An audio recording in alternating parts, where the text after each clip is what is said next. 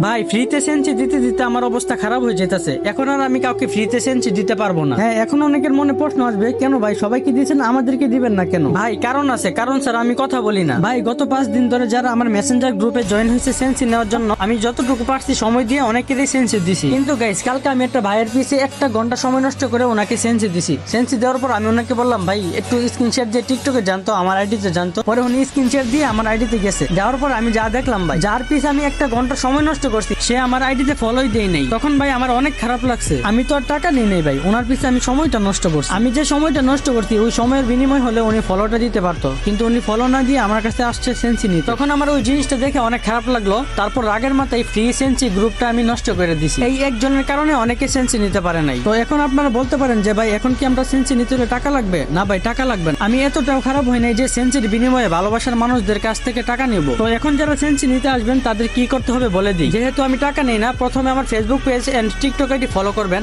তারপর